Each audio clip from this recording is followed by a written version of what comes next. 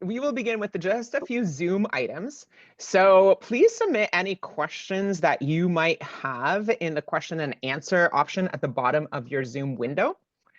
Today's webinar is also offered in French. So if you'd like to access the interpretation channel, you can find an interpretation option also at the bottom of your Zoom window where the little globe icon is and where it says more. We did put instructions in the chat, I believe. Okay.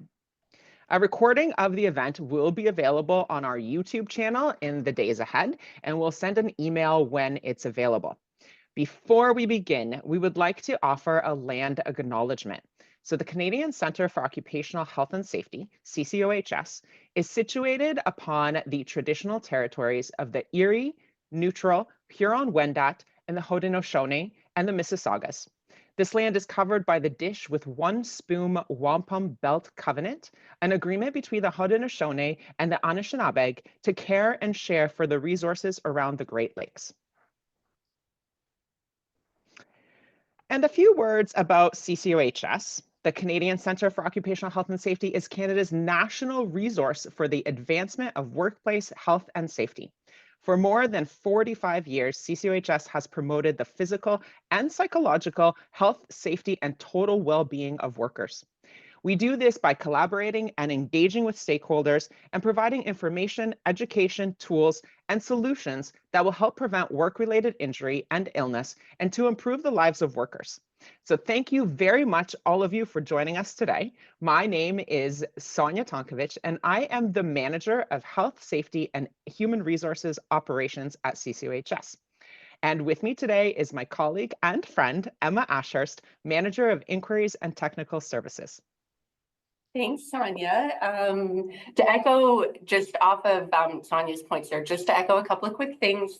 CCOHS is all about providing support, and we're here to help you. We have information in English and French, free. There's some paid stuff, but we're here as a public service to help you. And I'm going to reiterate something that maybe is on your mind. We are humans over here. We have a team upstairs, busily writing and researching content for employers, for workers, for organizations to help advance health and safety, and dare I say, even help workers get home a little bit better than when they arrived. Okay, so let's get into it. So today, you may have picked up on in the beginning, Sonia and I were going to do something a little bit different. It's a bit of a hybrid podcast, webinar approach to this morning. It's a really big topic. We could do full day workshops on this topic alone. So we're trying to come together with a bit of a twist on it, and looking at hazard identification and risk assessment, and using a couple of examples and really highlighting the importance of a possible missed hazard, and looking at, could hazard assessments be hazardous themselves? And of course, like if this was a podcast, we would have that dramatic music, but we don't. We already learned that in the opening. We have no music, but let's pretend we did. And yeah, so we're going to talk about that. And I'll also say, if we can go to the next slide, please, Chris. There's a lot of different names for this, and I will admittedly probably stumble them over or call it a hazard assessment at one point, and I meant risk assessment and hazard identification. This is the proper terminology: hazard identification and risk assessment. At the end of the day, what we want you to do is look for things that could hurt you, put controls in place to make sure that they don't hurt you, in a nutshell. And the importance of the hazard identification and risk assessment process is, how do you fix what you don't know? How do employers put protections in place if they don't know what hazards are there? There is also the legal requirement, of course, and it can also be the main tool to help you build your program. It's going to help you identify what training needs you might need, identify opportunities for prevention, and moving beyond just reacting to everything. If you could go to the next slide for me, please. And we're going to kind of just do a bit of a high-level overview of this for you. And again, like I said, this could be full-day workshops. But the hazard identification and risk assessment process is cyclical. It is very practical, and you can use this every single time. Oh, sorry. Use every single time whenever there is change in your organization. So if you have a new tool, a new process, new workers, new ways of working, then you can rely on this cyclical process. And again, it's a foundational piece for the organization. Sorry, Chris, just back one. So first, what we're going to do is we're going to take time to identify and thank you, Claude. You know what? Maybe you guys can do the dramatic music for us. That would be amazing. I love it. We have interaction all over. Okay, so we're going to take time and we're going to identify and recognize hazards. Sonia's going to go into a bit more detail about that. Then we're going to assess them, and Sonia will also talk about that. We're not going to get into control, and we're not going to really get into evaluate either, but I will talk to them briefly. Controlling the hazards, that's where you would put in your engineering controls, admin controls, etc. Try to eliminate it altogether. The evaluate hazards piece is probably the most overlooked of this process and probably the most important. This is the step that you're going to take to know that your controls are working. So very important that you do all 4 parts of this, and you're going to do it, like I said, every time there's change, and then also add regular intervals as well would be important. And this, like I said, this should be done anytime that there is change or something new to go over to identify these hazards.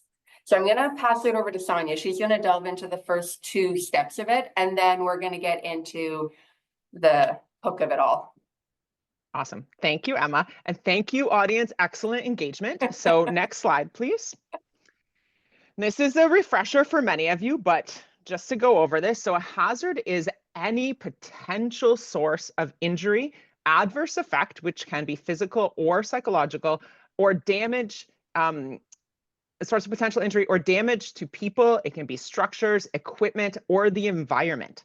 And a very common way to classify hazards is to categorize them as biological, chemical, ergonomic, physical, psychosocial, and safety hazards.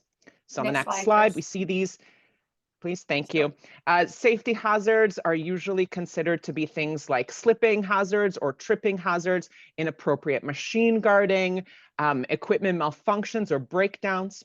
Biological hazards can be bacteria, viruses, fungi, insects, plants, and animals as well.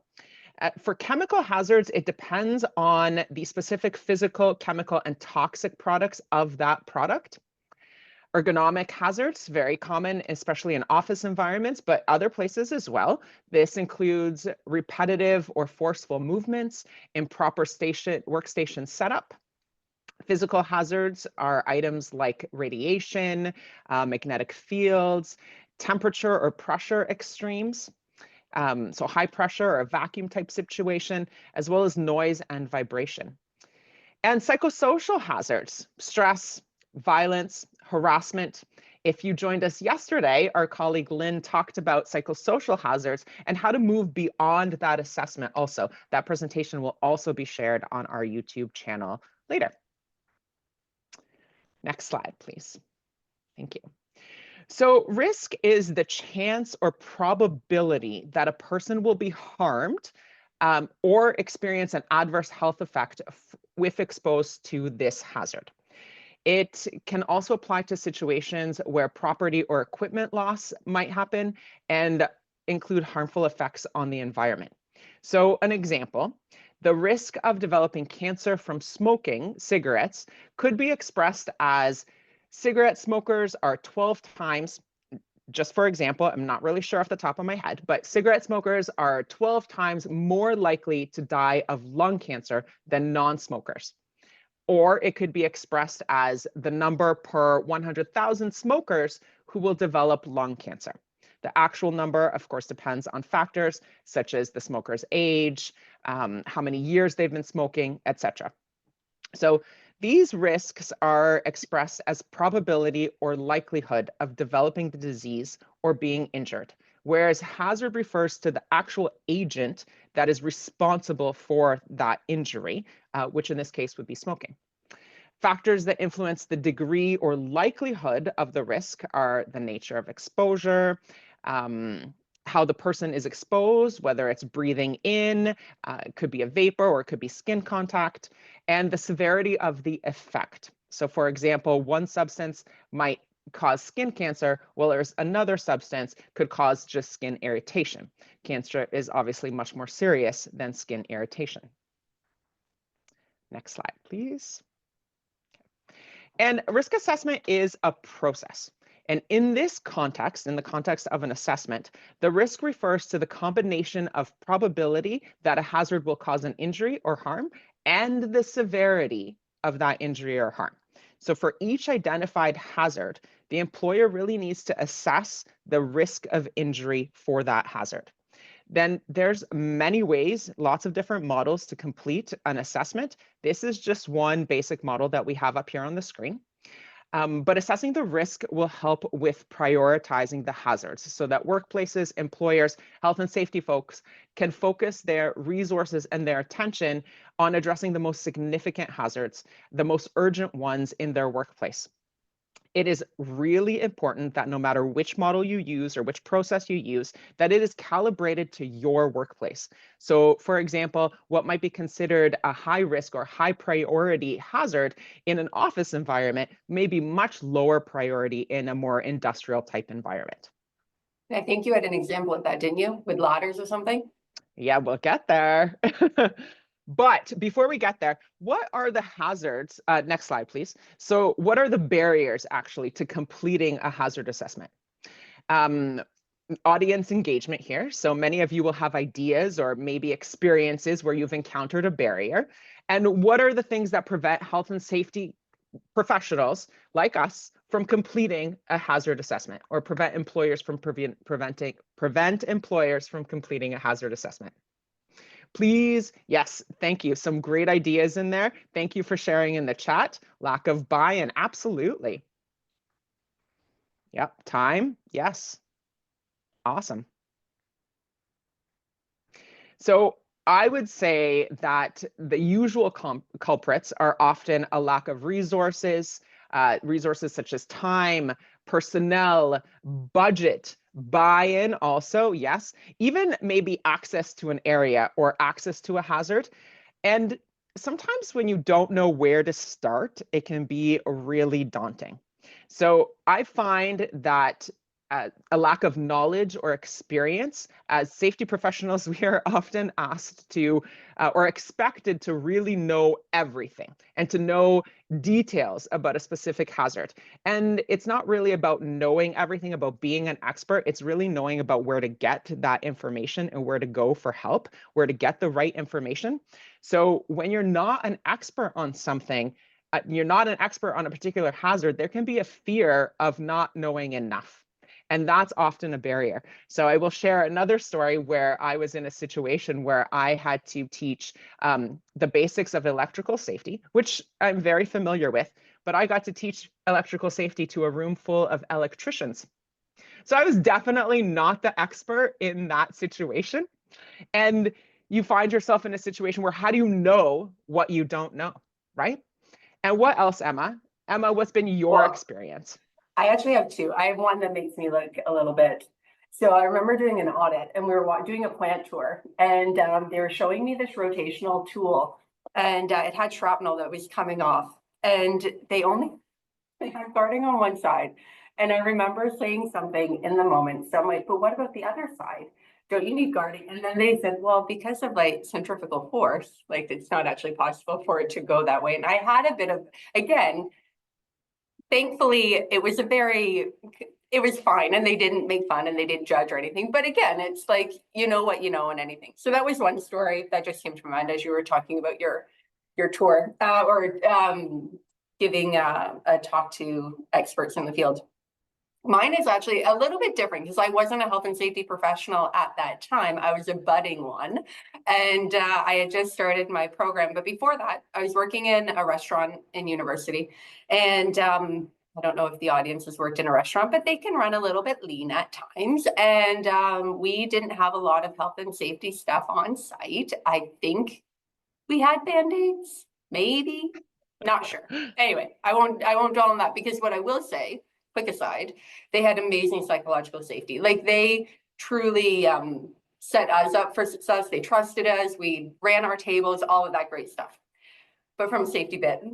But anyway, so I started this health and safety program, and I came in all excited, and I'm like, hey, don't you think we need to be looking at this, this, and this? And you can probably appreciate how that might have landed. And my Saturday shifts maybe were impacted by this, but that's fine. Sure, it's not related. Anyway, long story short, we did have an incident, and it wasn't great. So we had the dishwasher at the time was I don't know what the no thank you is. I hope you're okay, whatever that comment is in relation to. So the dishwasher was refilling one of the containers, and it splashed and got in their eyes. And you might be thinking, well, he's in a dish area, like he could have just hosed his eyes down. But when you're in that moment, we've maybe all been there, when you're in an emergency situation, you kind of freeze for a moment. And as Sonia said earlier, chemicals can have a pretty quick reaction depending on what they are. So long story short, we managed to flush his eyes, and he was fine, thankfully, and everything. The sad part of this story is I can't happily report that then we ended up getting an eye wash station and all was fine and everything. So okay, I think, sorry, apologies to the rest of the audience. The chat keeps popping up, and I'm sorry about that. Anyway, so the long story short, though, there were a few changes made, but they didn't know what they didn't know, and they weren't really open to it. And there's maybe a few other reasons, but that's one that has always stuck out in my mind, of the importance of having a hazard assessment and understanding what you're working with and what processes and looking at that. So did he need to reach overhead to fill that container? Or could we have brought the container down? Could we have bought pre-packed dishwashing solution, right? Like, could it be a contained container that would make it easier? All those things, and it's missed opportunities. So that's always one that stuck out for me of a not great hazard assessment, job assessment in the workplace. Pardon me, in the workplace. Thank you. Yeah, so there's lots of barriers, but what else? Next slide. You can keep going, Emma. Thank you. Okay, this one is a little bit different. So this is where we're going to kind of start to shift it a little bit. So Sonia's talked about the nuts and bolts, black and white, what it is, what it isn't. But what are some other things that might impact an efficient health and safety committee meeting, or a conversation with your manager, or even a conversation amongst friends? But we'll talk about that in a second. So risk perception and risk tolerance. We all have it. We all have varying degrees of this, and it's going to show up in different ways. And I'm sure you guys are all thinking of maybe something that you feel it's not hazardous or risky at all.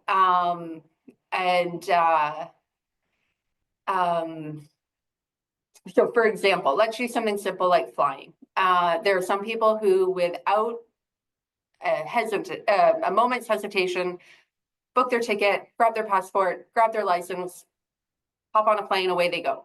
Others might need to gear up. They might need to get prepared. There's hypnotherapy. There's a whole bunch of things now to help get over that fear. I have a personal one about roller coasters. I don't do roller coasters. My dad took me on the Mind Buster at Wonderland when I was 6. I thought he was pointing to the carousel. He absolutely was not. And I will never forget the click, click, click, click, click. I'm like, okay, I want to get off now. And he's like, it's not a thing. And so he wrapped his leg around my leg to hold me into this car. And the Mind Buster was different back in the day as well. And I came off crying. My parents then thought aversion therapy was the way to go and took me on the Scooby coaster. Didn't work. It just doubled down on the fear factor of roller coasters. And needless to say, no, thank you. But there are some people that'll go to the park and ride like every single one, right? Well, see, this is perfect. And this, again, this is why we're friends. We balance each other. So all this to say, our experiences and perceptions are going to shape how we show up. So as Sonia alluded to in the beginning, we work together, but we are also friends. So I care about Sonia. And anyway, we had an opportunity to travel together for work. And Next slide. yeah, you can go to the next slide. Okay, so we're traveling for work, and we had a bit of downtime, and she tells me that she wants to go on an adventure, and I think she might have used that word. I'm going to go on an adventure, and I'm going to go to the city and go exploring for the day. I'm like, I don't know if that's a good idea, because she was going to go on alone, and you might be thinking, well, why didn't you go with her? And I'm like, well, I couldn't go, and I had already been, but I could have gone with her, hindsight. But anyway, so she wanted to go. And she wanted to go, and I was like, I don't know if you should do this on your own. And the reason I was hesitant was because I had already done that. I knew my experience was it was remote, it was cold. I went with a tour group, and they were giving us all these emergency preparedness pieces. You can flip to the next slide, Chris, if you want. And I perceived this as a much higher risk, and Sonia didn't. So I knew that we would be remote. I remember on the trip when I had taken it, I think I saw like 3 cars in the span of the day, time of year, all the things. Anyway, so I shared this with her, and I'm like, are you sure? And I don't know, I don't feel good about you going on your own. Anyway, Sonia then took the time to share her side, because we listened. And okay, Sonia, I'll pass it to you. Sure, we'll go to the next slide too, just to keep moving. But to be perfectly honest, I was obviously not going to go unprepared. I am a health and safety professional for many years now, and I am a seasoned traveler, so I enjoy traveling on my own. I've done these things before, and I was very surprised by Emma's reaction and really her level of concern. So I appreciate that as a friend, she cared about me so much. so that was great. But I didn't right away immediately see where she was coming from. So like I said, I wasn't going to go unprepared, but because I value Emma's experience and her opinion, and I often lean on her to hear her perspective, I especially like to do that when we disagree about things. I want to hear why it's different from mine. So this was one of those situations, and we talked about it. And Emma shared her experience, and she shared some of her concerns. And like I said, I wasn't going to go unprepared, but this did prompt me, hearing Emma out really did prompt me to do a little bit more of a risk assessment. So together, we actually contacted a number of experts. We contacted people who are familiar with the territory, contacted people who have worked in that area, who know what the hazards are and how to address them. And we did a very complete scan of the hazards. We tried to identify all the possible sources of harm. We talked to everybody who would talk to us, and then we determined appropriate controls. So I ensured my vehicle would be sufficient for this terrain. I found out how to rent a sat phone. I had emergency gear. I had a plan for a number of different things if they went wrong. I had emergency contacts. Emma was going to check in with me. All of that. And having this conversation with Emma is really what started such an in-depth hazard assessment. And in the end, I will tell you that I managed to convince a tour guide to take me. So I actually wasn't alone. It was a great experience. I had a great adventure, but I also learned a lot, not just about the place I was traveling to, but about hazard assessments. And it was a great experience. And that's what it came down to. Next slide. It came down to a conversation. So another example, many of you have probably been in committee meetings or other meetings where somebody brings forward a hazard, and maybe somebody might feel very strongly about it and the other person disagrees. And this can happen again in meetings. Health and safety committee meetings come to mind. For example, I did have a situation where there was an unsecured ladder, and somebody had brought this as a very high priority hazard. And I will say it was an office environment, but it might be a very different perspective if this was on a shop floor in a manufacturing facility where the risks were different, the priorities were different also, right? I think, Emma, you had a story about this as well.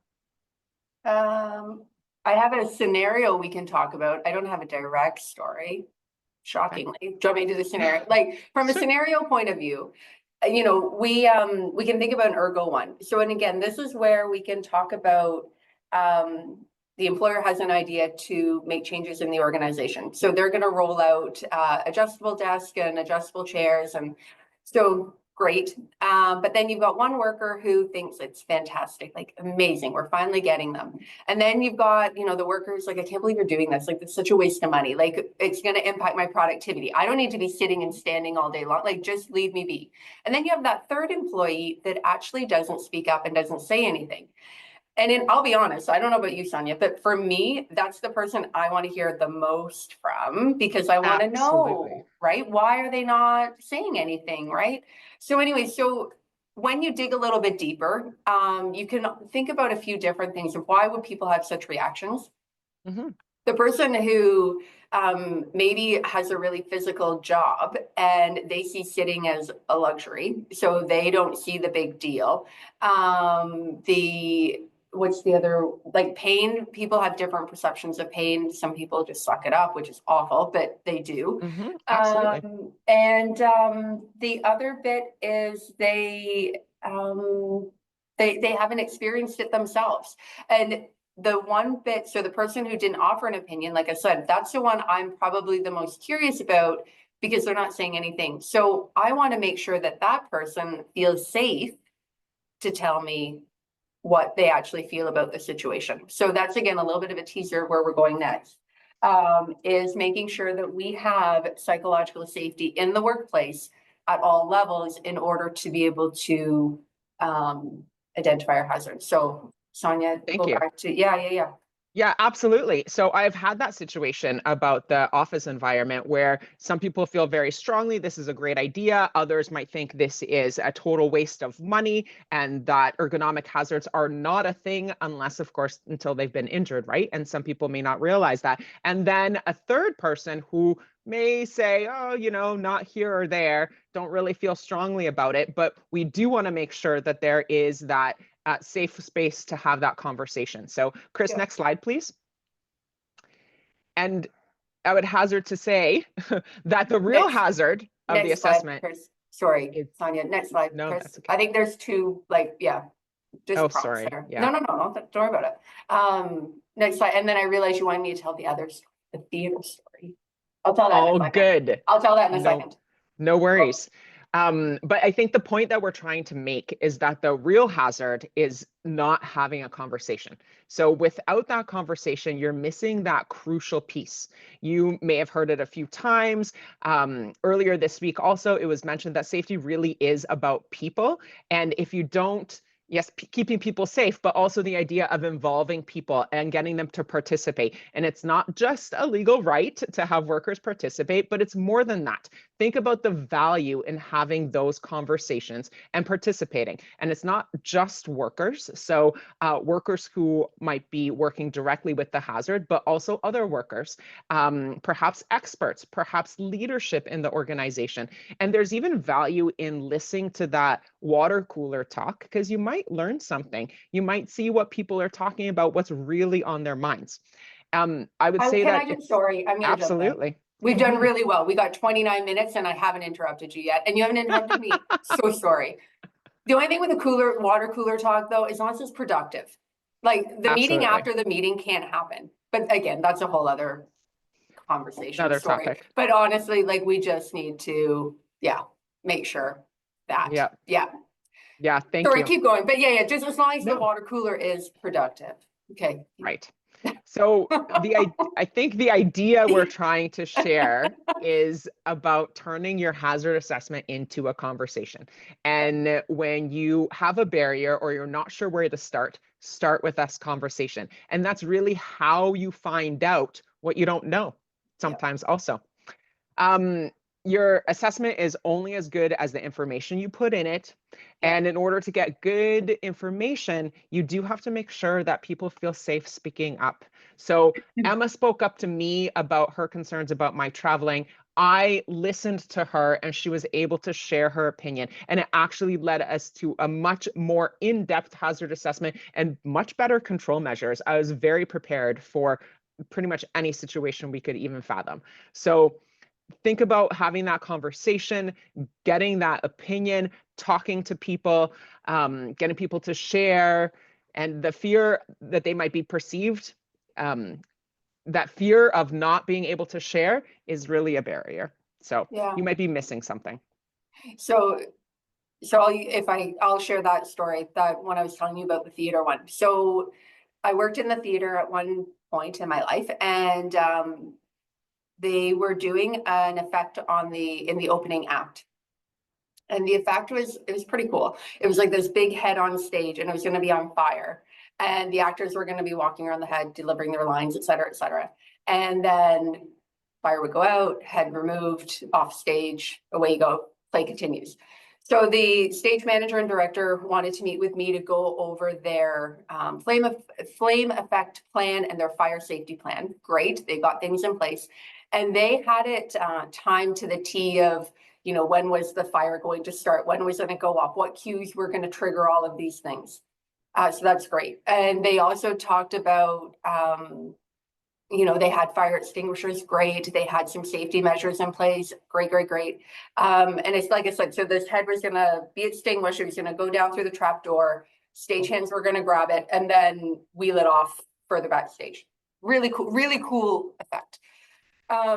So I'm there and I'm listening and I'm like, great, great, great. And I'm asking a couple more questions. And I said, okay, so it's going to be on fire. Yeah. What's it made of? And they're like, it's made of metal. I'm like, okay, so it might be really hot. And they're like, yes, we're going to need some gloves. We'll make sure everybody has gloves. I'm like, perfect. So again, simple example to show the collaboration piece, feeling safe enough to continue to ask a few questions and having that environment where people were open to hearing other people's perspectives as well. And like I said, it was great. They were like 95% there, but having other people involved, you don't let go of your ego. You don't have to do this stuff on your own. Rely on your experts, rely on the people on the shop floor, in the offices, in the back of house, in the front of house, wherever it might be. Engage your workers. And we often think of hazard assessments as very visual things like, oh, there's a broken light there, or a worn tread there, or a missing guard. Sure, those are important. But as we've said, that conversation piece and the experience piece and the perception piece is also something to listen for, because that will impact how they show up as well in the workplace. And so if we go to the next slide, how do we get there though? How do we build those connections? How do we build those relationships and that trust? And it comes from being curious. When someone shares something with you, lean in, listen, be curious, and be open to hearing why they're bringing that forward as a concern. Don't scoff it off. Don't roll your eyes. Don't fight every instinct to do that, because that person just plucked up a lot of courage to come forward and share something with you. It's your job to listen, and it's your job to be compassionate, be kind, all of that. Give it a chance. Give it a chance, right? Like you might not check your ego. Like you have an experience that you don't know, check it. And then that's going to lead to your connection. And in the organization, if you have connections, you're going to build your relationships, you're going to build trust, you're going to build respect, you're going to build civility. All of that will come together, but it all comes from being curious, being open to hearing other people's ideas. We're all shaped by it. We've all got stuff. We're all here. We're all working together towards a common goal. Let's just work together to build that connection and truly foster a safe environment where people feel safe to bring up the things that are of concern to them in their job that they face when they come in every day. So the employer, the health and safety committee, their coworkers, the committees, whoever it might be, can work collectively to put controls in place to mitigate the risk, to again advance workplace health and safety. And that's what we should be working towards. Absolutely. Totally agree. Next slide, please. I know we are getting short on time, so just to I've stepped Just off to of it. wrap it up, just to wrap it up. So assessments have to be done. It's a legal requirement. But you have to do them often. And it's important to do them when things change also. So even in our travel example, it was very different in February versus June. If you have a hazard or a risk assessment, it always starts with a conversation. The real hazard is missing that conversation, that communication. This is where you start. This is where you start asking questions, exactly as Emma said. Just start by having a conversation. And again, everybody shows up with a different perspective, different lived experience. You never know what you might learn. Give them a chance and hear them out. Psychological safety is fundamental to all of this. It's the foundation for that conversation. People need to feel safe having that conversation and speaking up. Start a conversation, listen, and that will help you build your safety culture and will help, in turn, others feel safer having that conversation again if they feel heard as well. And without communication, missed opportunities. Ask the questions. And with that, do you have any questions? Next slide, please. I think there's a couple in here, Sonia. Yeah, we do. Okay. How do you handle situations where there is inherent risk and someone has a low risk threshold? Well, I think compassionate is the first step. And again, being in, find out what's going on.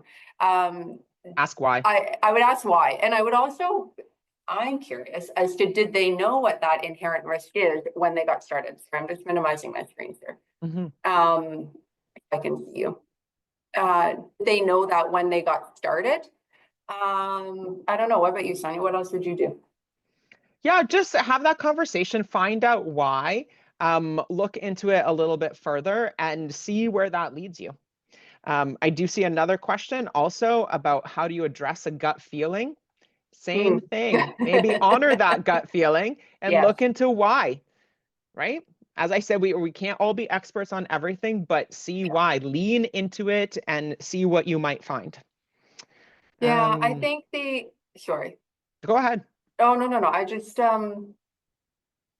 it really, I don't know, it just more and more, it just reiterates the importance of the people bit.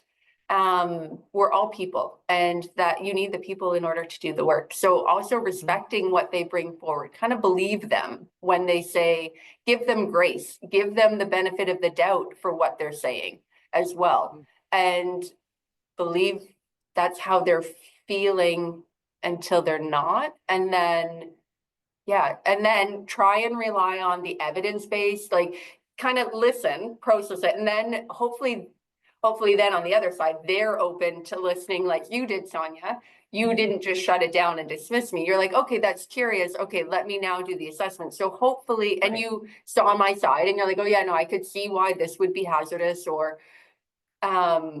so hopefully the person who is concerned will also then take a step back and be like, okay, help me understand why it isn't. And then you work together.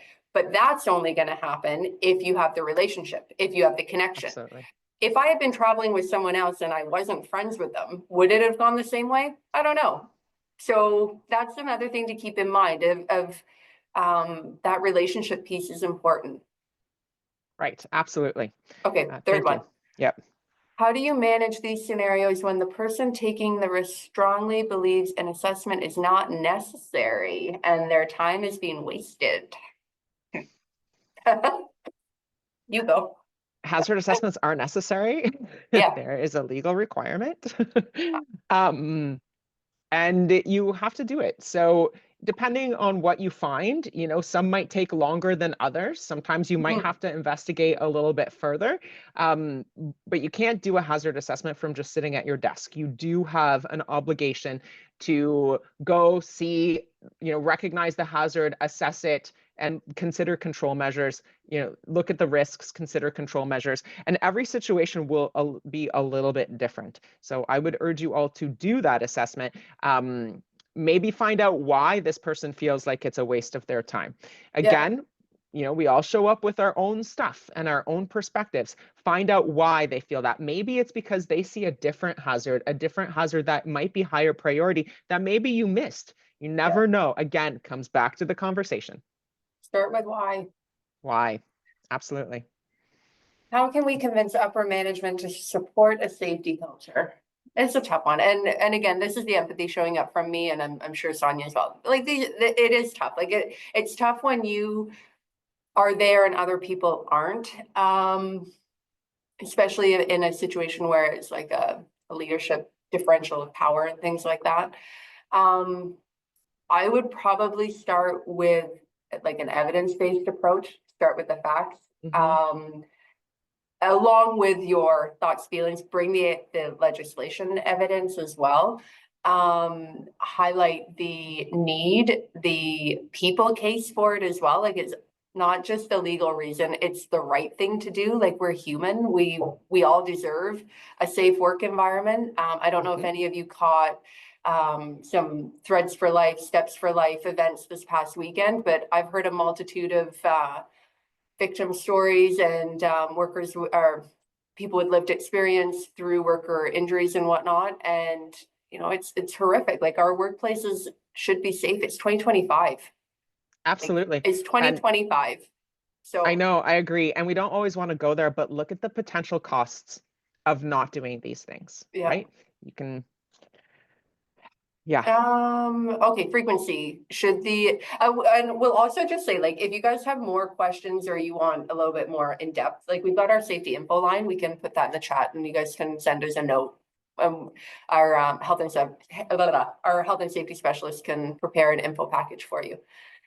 Frequency, my mind, like it's you set a frequency of what works for your organization, so there should be a set frequency, but then it should be whenever there's change. So you move a piece of equipment, or you change out a piece of equipment, or you have a new way of doing things, a new material, you need to do another assessment on that. and Sonia, you process the environment. Yeah, if and you process, the environment has changed, just look at all the potential factors. And if something's changed, it's time to do another assessment, which you might find yourself doing often, and it might get easier, but yes, anytime anything changes, for sure. There's one piece that I don't think we've said is, of course, the one piece to keep in mind whenever you're putting controls in place, they can't create new hazards. So that's why that evaluation piece is important. We focused a lot about identify and assessment. I just want to reiterate a couple of those last two steps of the control and the evaluate. Just make sure whatever controls you're implementing, they don't create another hazard. Okay. I think, sorry, my screen adjusted and I can't see the question. Okay. What was the, okay, what do you do when a hazardous situation comes up but wasn't keyed in on your risk assessment? Whoever sent that, I might need more information on that one. Sonia, do you have a thought on that one? I missed that, but I'm sure we can get some more information on that and reply offline. Off the top of my head, I would say this is where you kind of, don't want to use the word pivot, but you adjust and you adapt, and you would take the time to then you would stop, like depending on the severity of the situation that's just happened, you may need to abort the assessment at that time. If that's what you guys are talking about, feel free to add a bit more detail or send a note to safety info line. We can have a look at that. Absolutely, it's an excellent service. I know we're not biased at all. How would you suggest leadership in a workplace? How would you suggest to incorporate the 3 C's into their culture? It's a way of working. It's a mind shift. It's a reframe of looking, and there's different ways. Don't get me wrong. But like these are all different models, and at the end of the day, it's, you know, I think it's Simon Sinek does the start with why, and Brene Brown has different models. I think she uses curiosity. You know, there's lots of, Mel Robbins has all these, like all these speakers have these ideas as well. It's knowing your leadership. It's knowing what they're going to respond to as well when presenting it. And yeah, Sonia? That's a big topic. I feel like that's another webinar altogether, and we are being cued that it's about time to wrap up. So I will just say thank you very much to everybody for joining us today. Thank you, Emma. It's been lots of fun. And thank you for all the great comments and questions. Excellent audience engagement. Much appreciated. Again, this presentation will be shared on YouTube in the coming days. Thanks, Sonia. Yeah, it was great chatting with you, and to the audience, thank you. Thanks for indulging our energy and our back and forth and whatnot. To the interpreters, thank you very much for your patience with and I hope I didn't speak too fast for you. But again, thank you very much, and looking forward to hearing from you, and enjoy the rest of your Safety and Health Week 2025. Bye. Thanks, everybody. Thank you.